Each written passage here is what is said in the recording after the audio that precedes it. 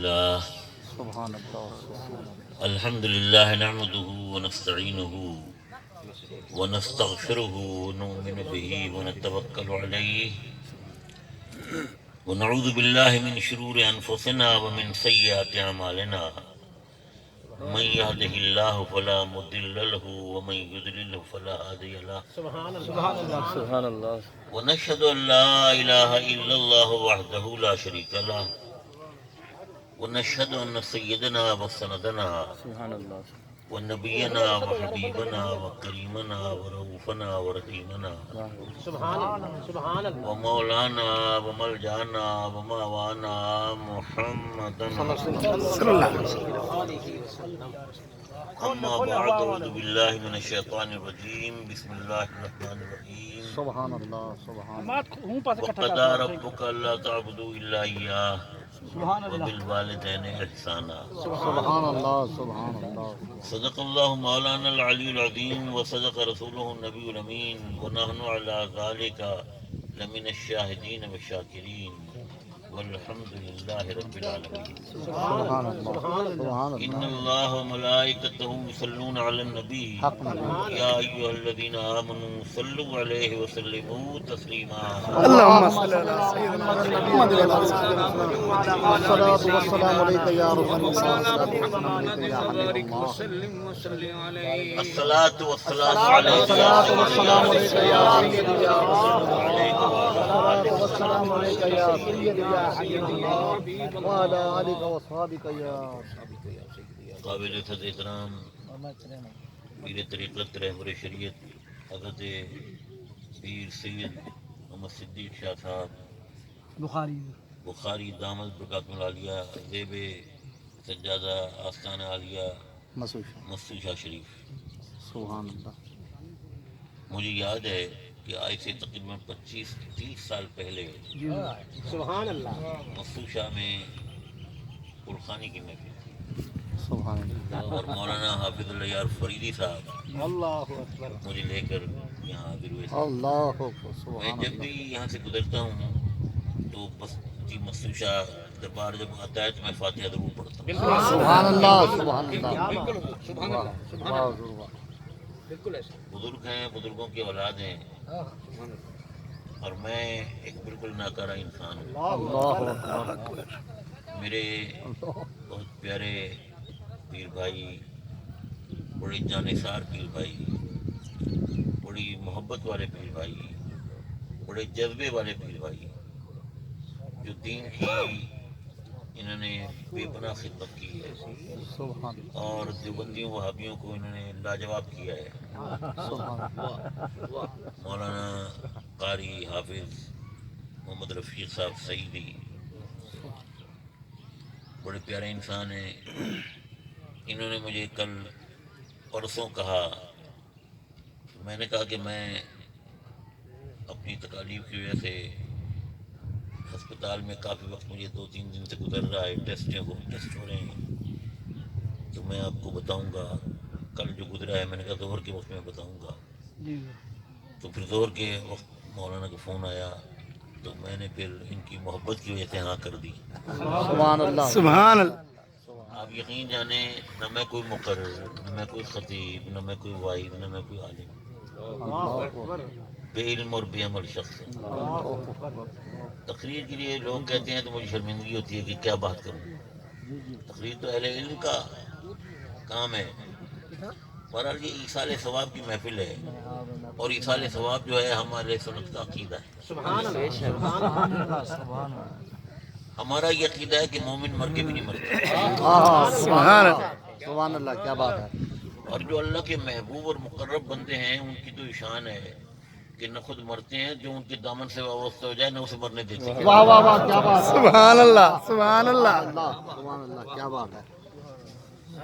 میرے دوستو، اللہ اکبر. چونکہ مومن نہیں مرتا تو وفات کے بعد اس سے تعلق رکھنا چاہیے. جب ہمارا یہ عقیدہ ہے تو تعلق رکھنا چاہیے. بے شک. پہلے ہم اس کے گھر جاتے تھے، ملتے تھے، پیار محبت کے رشتے تھے. اب وہ دنیا سے رخصت ہو گیا، اب اس کا گھر قبر ہے، تو اب قبر پہ جانا چاہیے. دنیا میں اس کے گھر جاتے تھے تو کوئی نہ کوئی تحفہ لے کے جاتے تھے. دنیا کا دستور ہے. حضور کا فرمان ہے کہ آپس میں تحائف کا تبادلہ کرو, اس سے محبت بڑھتی ہے. سبحان تو کبھی جوڑا لے گئے, کبھی نقدی لے گئے, کبھی مٹھائی لے گئے, کبھی پھل لے گئے. تو اس طرح تحفے تحائف لے کے جاتے تھے. وہ دوست ہمارا خوش ہوتا تھا. اب اس کی قبر پہ جاؤ تو اب بھی تحفے لے کر جاؤ. اب یہ جوڑے, یہ نقدی, یہ پھل فروٹ, مٹھائی, یہ اس کی ضرورت نہیں ہے. اب اس کے لیے کیا تحفہ ہے؟ ختم قرآن کا تحفہ ہے, واہ واہ کیا بات. سورۃ یاسین کا تحفہ ہے, سورۃ ملک کا تحفہ ہے, سورۃ اخلاص کا تحفہ ہے. سبحان اللہ. کھانا پکاؤ تو وہ ثواب لے کر جاؤ, وہ تحفہ ہے. تو میرے دوستو, اپنے وفات یافتہ بزرگوں, عزیز و اقارب سے تعلقات کو قائم رکھنے کا یہ بہترین طریقہ ہے. دنیا میں جب وہ یہ تحفے دیکھتا تھا خوش ہوتا تھا, اب وہ یہ تحفے پیش کیے جائیں گے تو کی روح خوش ہو. تو یہ ایصال ثواب کی محافل بڑی ضروری ہے اپنے بزرگوں سے تعلقات قائم رکھنے کے لیے. اور اسی جذبے سے یہ کام ہونا چاہیے کہ میں جو کچھ خرچ کروں گا, لنگر کراؤں گا, ختمات قرآن پاک ہوں گے, صورتیں پڑھی جائیں گی, سپارے پڑھے جائیں گے, یہ سب جو ہے یہ میری بزرگ قاری صاحب کی والدہ محترمہ کی روح کو ثواب پہنچے اور وہ خوش ہوں. اگر کوئی اس نیت سے قربانی کرے جیسے کرتے ہیں لوگ بعض کہ جی میں اتنی دیگیں پکاؤں گا, لوگ کہیں گے جی بڑا خرچہ کیا, میں اتنا اچھا شامیانہ لگاؤں گا, ٹینٹیں لگواؤں گا, اور میں قالینیں بچھواؤں گا, لوگ کہیں گے بڑا خرچہ کیا ہے. میرے دوستوں, اس کا کوئی فائدہ نہیں.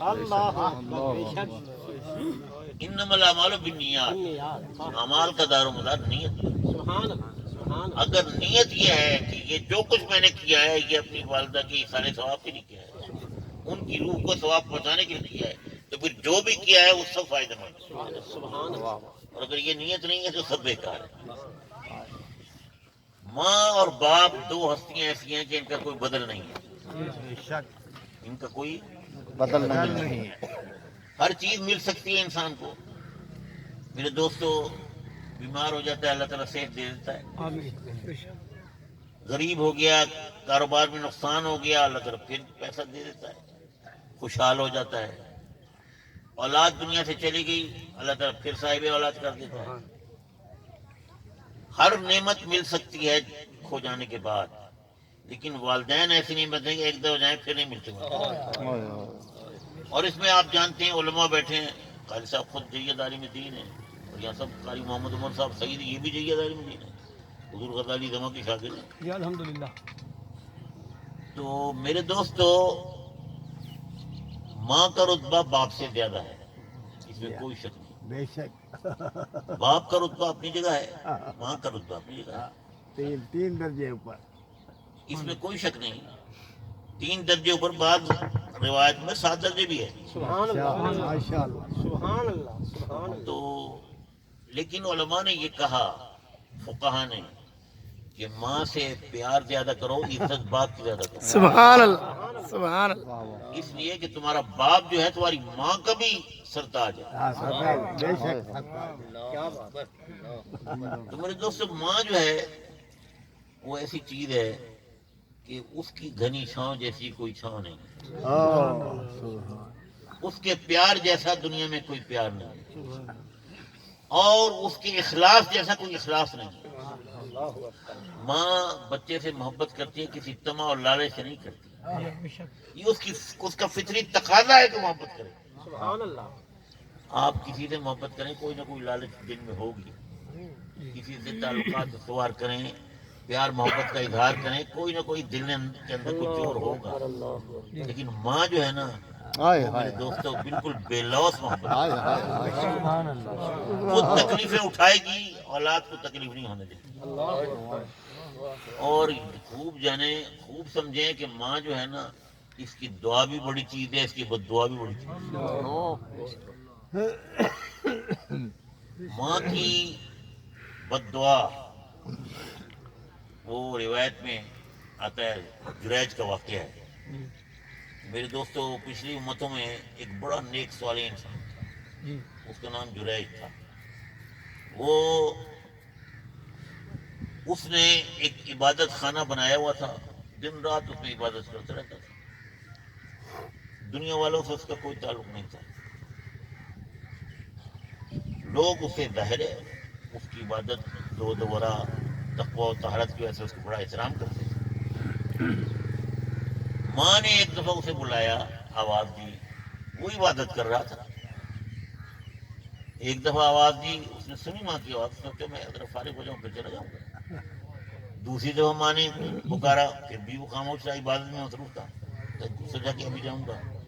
تیسری دفعہ ماں کو غصہ آیا تو ماں نے کہا کہ جریج اس وقت تک تجھے موت نہ آئے جب تک کسی فاحشہ عورت کا منہ نہ دیکھے. اللہ اس وقت تک تجھے موت نہ آئے جب تک کہ تو کسی فاحشہ عورت کا منہ نہ دیکھے.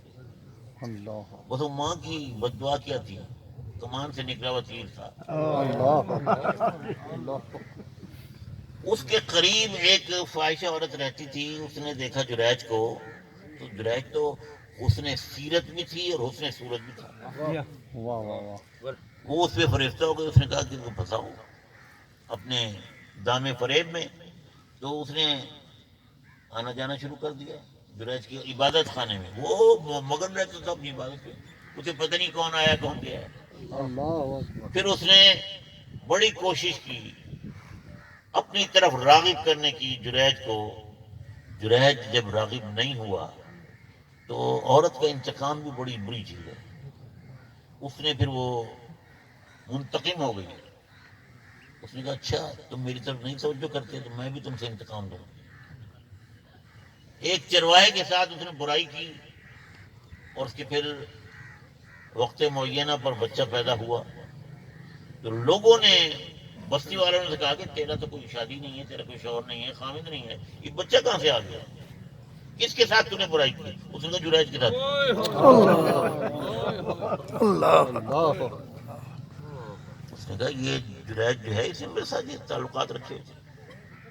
اب لوگوں نے کوئی عقل سے کام نہیں لیا، ان کا بس یہ گواہی دے رہی ہے خود. تو وہ لاٹھی ڈنڈے سوٹے لے کر چل پڑے اور اس کا سارا عبادت خانہ گرا دیا، اینٹ سے اینٹ بجا دیا، بالکل ختم کر دیا، غمی بوس. اور پھر اسے مارنے لگ گئے. وہ پوچھتا رہا کہ بات کیا ہے، میری خطا کیا ہے، مجھے بتاؤ تو صحیح نا. وہ اسے مارتے جا رہے، کچھ نہیں کرتے، لہو لہان کر دیا، اس کا ستیہ ناش کر دیا. جب ان کا دل ٹھنڈا ہو گیا تو اس نے کہا مجھے بتاؤ تو صحیح میرا کیا قصور ہے. تو لوگوں نے کہا قصور پوچھتے ہو کہ تم نے زہد و ورع کا لبادہ اوڑھا ہوا ہے، تمہارے کرتوت ایسے کہ تم نے اس فاحشہ کے ساتھ برائی کی ہے اور مستقل تمہارے تعلقات ہیں. اور اس کے بچہ پیدا ہوا، اس نے ہم نے اس سے پوچھا، اس نے کہا یہ جریج اس کا باپ ہے. اب اسے سمجھ آئی. اب اس نے کیا کیا، اس نے وضو تازہ کیا اور گیا اس عورت کے گھر. بچہ جو تھا پنگوڑی میں تھا، اس نے اس بچے کے سر پر، وہ 1 2 3 دن کا بچہ، اس کے سر پر ہاتھ رکھا اور کہا ہے بالک بتا تیرا باپ کون ہے. اللہ تو میرے دوستو اس 2 3 دن کے بچے نے وہ بولا اور اس نے اپنے باپ کا نام بتایا. تب لوگوں کو ہوش آیا کہ یہ دیکھو جی وہ تو وہ چرواہا ہے اور ہم نے اس کے ساتھ یہ ظلم کیا ہے. اب وہ معافی مانگنے لگے، اس کے ساتھ معافی مانگنے لگے اور کہنے لگے کہ جی ہمیں معاف کر دو، ہم تمہارا عبادت خانہ یہ کچا تھا، ہم اسے سونے اور چاندی کا بنا دیتے. اس نے کہا مجھے سونے چاندی سے کوئی تعلق نہیں، جیسا کچا پکا تھا ویسے بنا دو اور مجھے میرے حال پہ چھوڑ دو.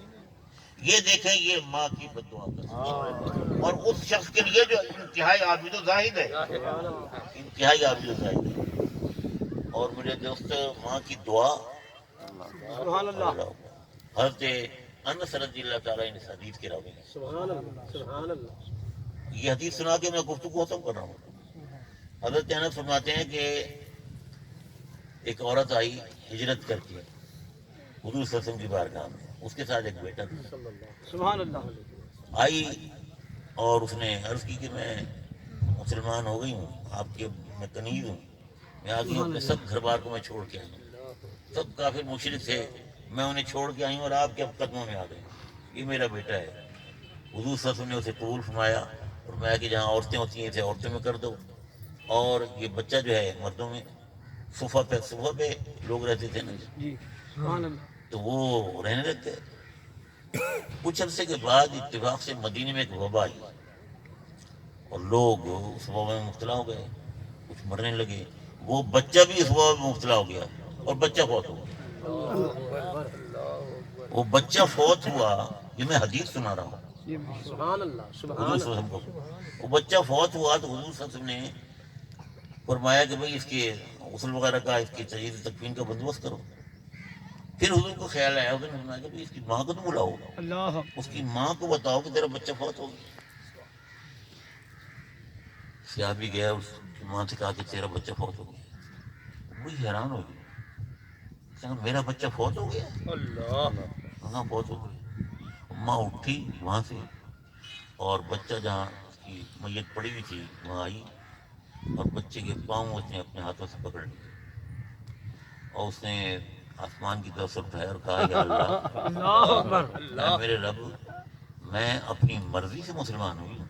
اللہ کوئی مجھے پریشر نہیں تھا, کوئی دباؤ نہیں تھا, کوئی لالچ نہیں تھی. میں اپنی مرضی سے میں نے تیرا کلمہ پڑھا اور میں نے اپنے رشتے داروں کو, اپنے عزیزوں کو, دوستوں کو, سب کو چھوڑا اور پھر تیرے رسول کی طرف میں نے ہجرت کی. اللہ اکبر. سبحان اللہ. سبحان اللہ. یا اللہ, مجھ پر وہ مصیبت نہ ڈال جو میں اٹھا نہ سکوں, اللہ جو میں برداشت نہ کر سکوں. اے رب کریم, میری وجہ سے میرے دشمنوں, کافروں, مشرکوں کو ہنسنے کا موقع نہ دے.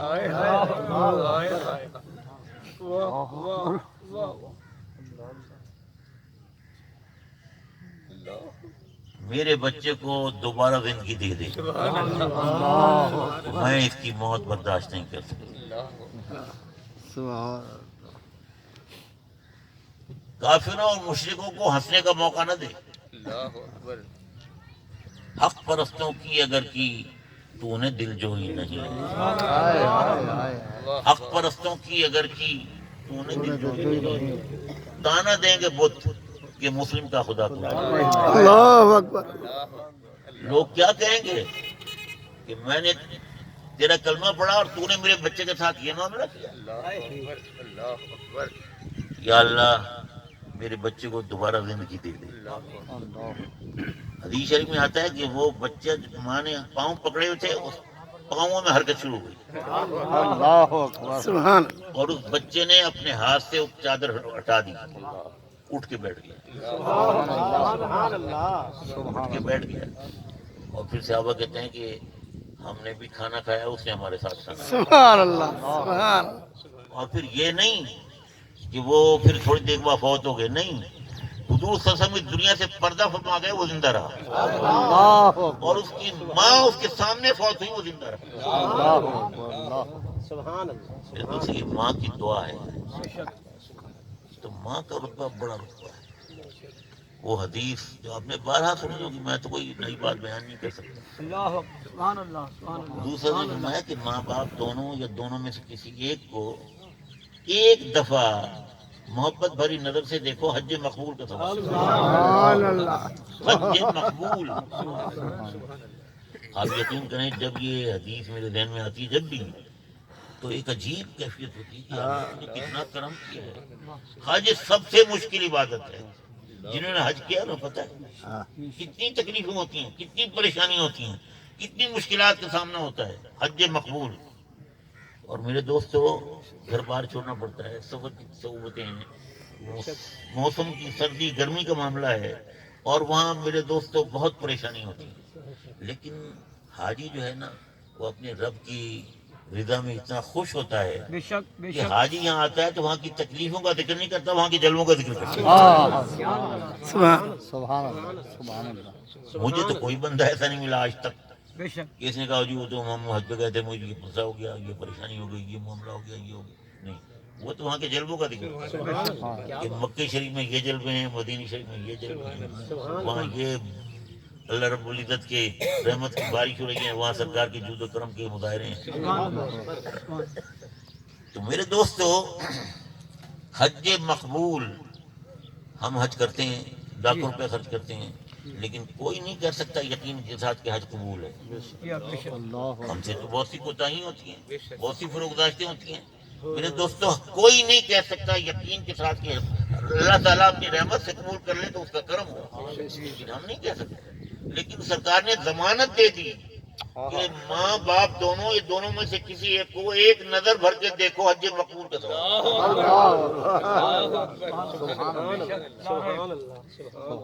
تو میرے دوستو، صحابہ نے صحابہ موجود تھے، صحابہ نے عرض کی حضور اگر دن میں 100 دفعہ دیکھیں تو حضور میں اس کے خزانے میں کمی ہے، 100 دفعہ دیکھو 100 حج مقبول ہے۔